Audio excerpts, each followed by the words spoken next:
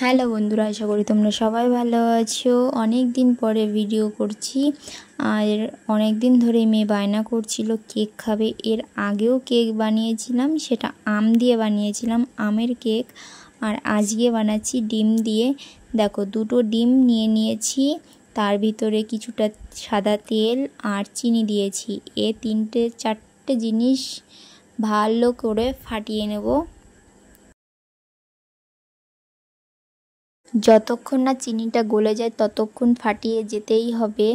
আর ফাটাতে ফাটাতে অনেকটাই সাদা হয়ে যাবে। দেখো, এখনও পর্যন্ত চিনি গলেনি। ওই দেখো, চিনির দানা রয়েছে।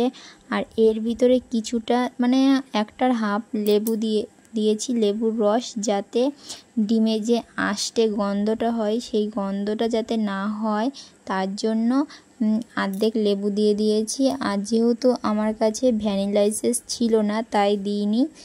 আর এইখানে 1.5 বাটি মতো ময়দা দিয়ে দিয়েছি আর 1 চামচ মতো বেকিং পাউডার দিয়ে দিয়েছি। এখন এই দুটো মিশ্রণকে ভালোভাবে মিক্স করব।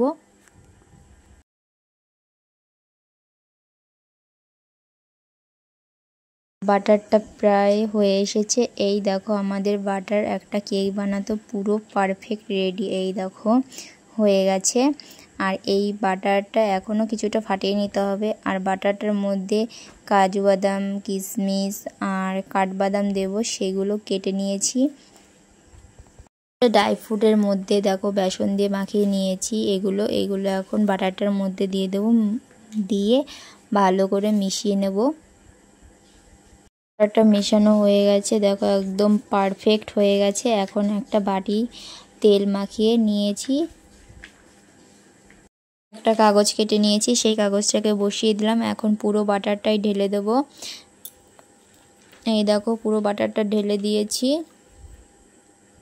এখন এটাকে ভালো করে থাবড়ে নেব, ঠেসে নেব, যাতে কোথাও ফাঁকা না থাকে।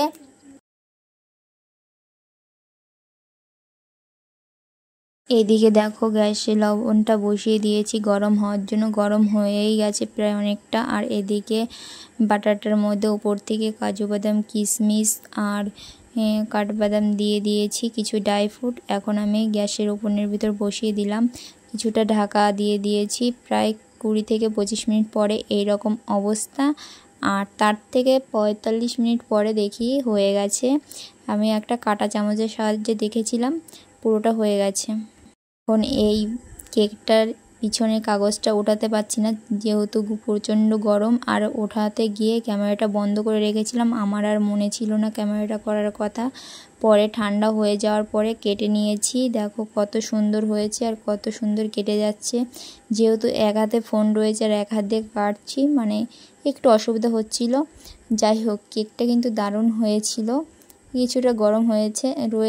আর এই দেখো, কেকটা এরকম অবস্থায়। আর আমি তো খাচ্ছি, তোমরা কে কে খাবে অবশ্যই কমেন্ট করে জানিও। আর ভিডিওটা যদি ভালো লাগলে অবশ্যই লাইক, কমেন্ট, শেয়ার করে দিও এবং চ্যানেলটি সাবস্ক্রাইব করে দিও। তোমরা সবাই আমার পাশে থেকো। দেখা হচ্ছে নেক্সট ভিডিওতে। টাটা।